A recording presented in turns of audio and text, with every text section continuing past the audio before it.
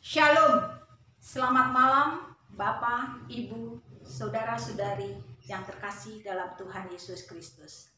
Malam ini kita akan mendengarkan renungan malam dengan tema hidup dalam persekutuan dengan Tuhan yang diambil dari Injil 1 Korintus 15 ayat 50 sampai dengan 58.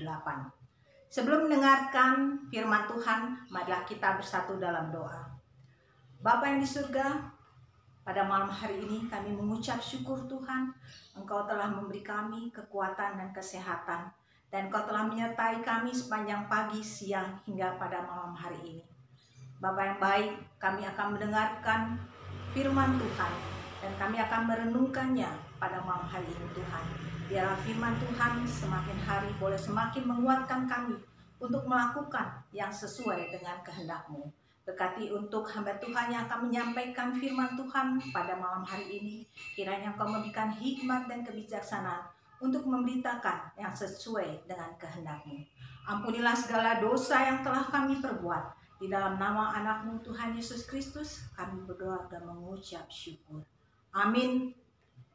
Saudara-saudari yang terkasih, firman Tuhan yang akan kita dengarkan pada malam hari ini dengan tema hidup dalam persekutuan dengan Tuhan dari kitab 1 Korintus 15 ayat 50 sampai dengan 58.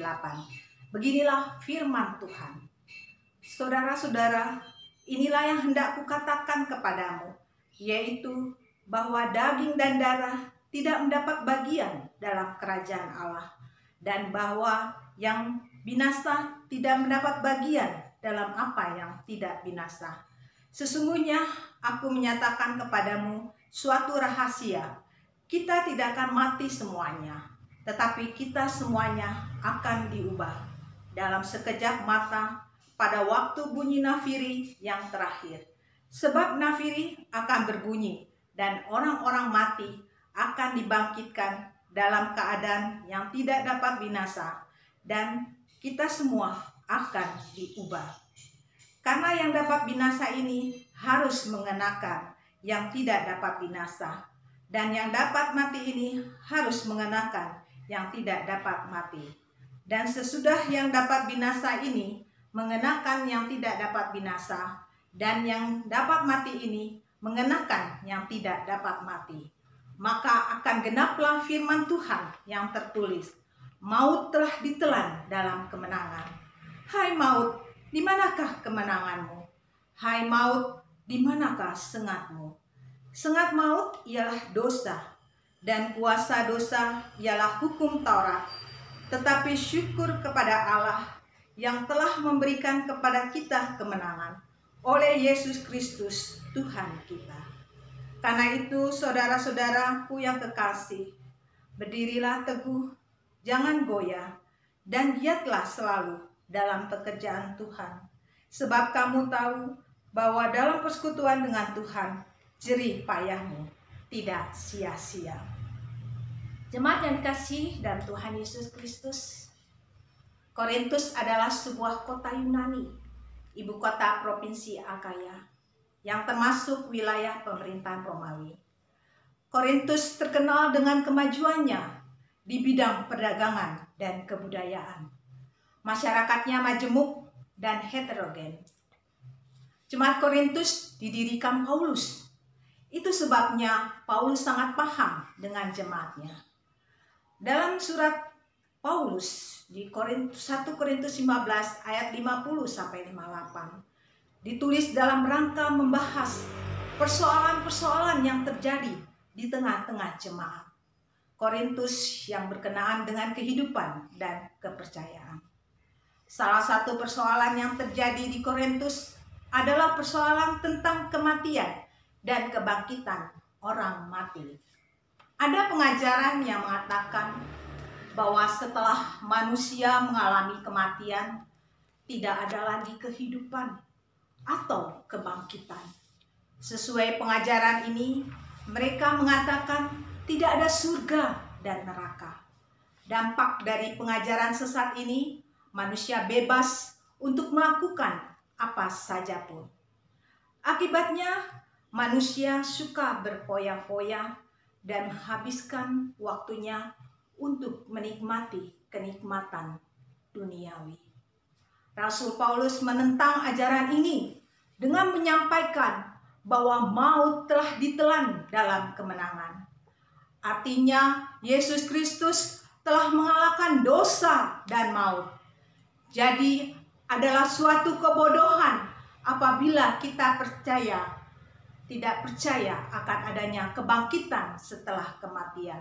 Dan adalah suatu kesia-siaan apabila kita yang sedang menanti-nantikan Tuhan percaya akan tidak adanya surga dan neraka.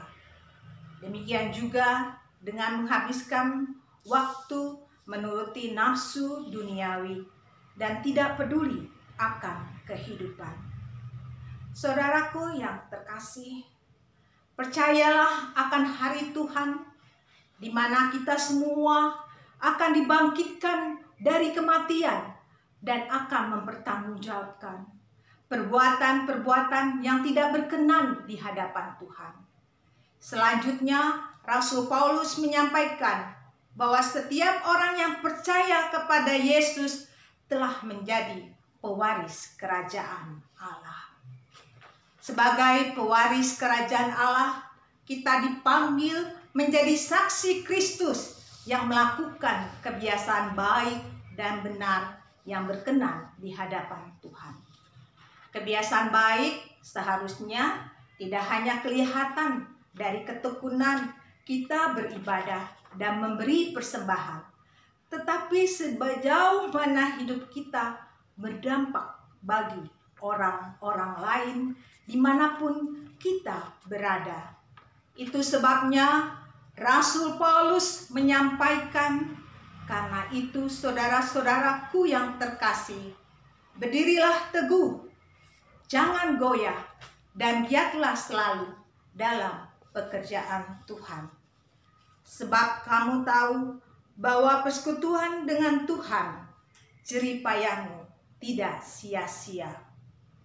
Saudaraku, akhirnya kita dipanggil menjalani dan menyikapi hidup dan kehidupan ini dari perspektif persekutuan kita dengan Tuhan. Hanya dengan persekutuan kita dengan Tuhan, kita dilayakkan dan dimampukan menyikapi persoalan-persoalan yang terjadi dan dimampukan menjalani dan mengakhiri hidup dan kehidupan ini. Amin. Marilah kita bersatu di dalam doa. Bapa yang di surga, terima kasih untuk firman Tuhan yang telah kami dengar dan kami renungkan pada hari ini Tuhan. Biarlah firman Tuhan boleh menjadikan kami untuk lebih semakin mendekatkan diri kepadamu Tuhan. Di mana kami boleh Tuhan dimampukan untuk menjadi saksi Kristus dan menjadi dampak bagi orang lain di sekitar kehidupan kami ini Tuhan Yesus. Bapa, berkati kami, beri kami kesehatan dan kekuatan untuk kami dapat melakukan segala aktivitas kami untuk esok hari. Terima kasih Bapa, ampunilah segala dosa yang telah kami perbuat. Di dalam nama anak-Mu Tuhan Yesus Kristus, kami berdoa dan mengucap syukur. Amin.